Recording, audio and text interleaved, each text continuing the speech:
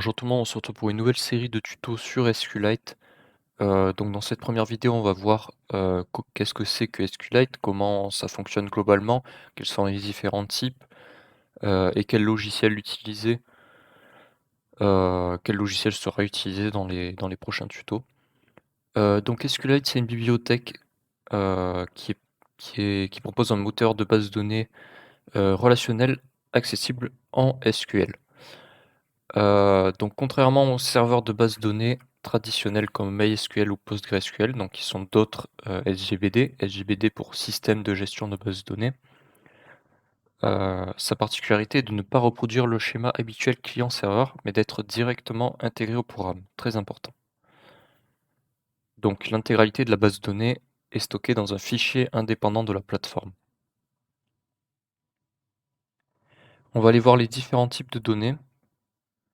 Donc il y en a beaucoup moins qu'en MySQL par exemple. Donc on a le type texte. Donc globalement, on va surtout utiliser le type texte et le type integer, le type réel aussi, un petit peu. Donc le type texte, c'est pour les chaînes de caractères. Si vous mettez un nombre, bah, ça sera pris comme une chaîne de caractères.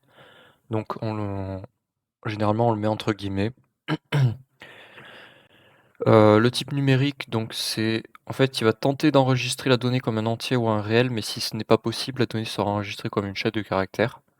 Bon, généralement, on l'utilise pas trop. On préfère utiliser le type integer qui est plus sûr, donc qui enregistre la donnée comme un entier directement,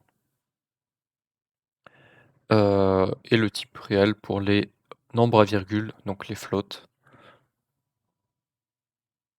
Vous avez aussi, none, la donnée est enregistrée telle quelle sans conversion, mais, on évite de l'utiliser, on préfère toujours utiliser, le type texte, integer, réel. Donc c'est 3 types-là qu'on utilise, le plus fréquemment. Donc vous êtes en train de vous dire sûrement qu'il n'y a pas de type date ou de type, booléen par exemple. Heu, je vais vous montrer rapidement. Donc le type date, il peut être fait en fait de cette façon-là. Donc c'est plus une norme, un standard. YYYY-mm-dd.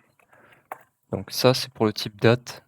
En fait, c'est donc, type texte en réalité. Mais on va le faire sous une forme ISO, je me souviens plus quel est le numéro exactement. Donc ça va être Y, c'est l'année, donc sous 4 chiffres, tiret MM le mois en 2 chiffres, tiret DD le jour en 2 chiffres. Et donc après pour, l'heure, si vous voulez rajouter l'heure, ça se fait HH 2 points MM 2 points SS.SSS. Donc heure, minute, seconde. Voilà. Donc ça c'est pour le type date et le type booléen généralement on le fait de cette façon-là. 1 égale true et 0 pardon, égale false. Voilà. Donc sachant que lorsque vous insérerez des données dans votre base, vous pourrez utiliser true ou false si l'attribut est de type integer. Donc il faut que l'attribut soit de type integer et si vous mettez true, il mettra un 1, si vous mettez false, il mettra un 0.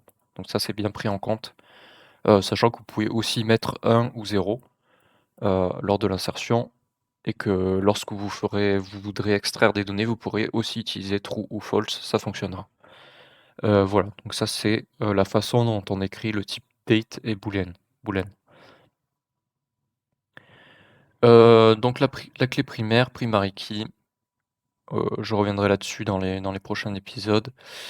On a aussi le auto increment qui permet d'incrémenter automatiquement la primary key.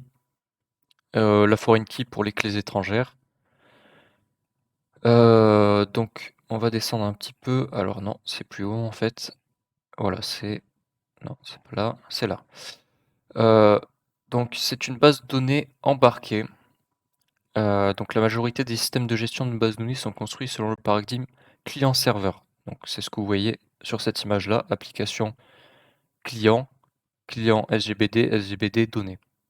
Voilà, donc ça c'est ce qui est fait, habituellement avec les SGBD. Heu, donc SQLite n'utilise pas ce modèle-là. SQLite utilise le modèle embarqué. Donc qu'est-ce que c'est que le modèle embarqué? Vous avez l'application qui envoie à SQLite et SQLite, fait, la transition avec les données directement. Donc concrètement, qu'est-ce que ça permet? Ça permet, de gérer par exemple, j'en sais rien, je prends Firefox qui utilise du SQLite, et ben, Firefox va pouvoir utiliser, heu, SQLite pour stocker l'historique de votre navigation directement sur votre poste client, ou bien, des données en cache, ce genre de choses.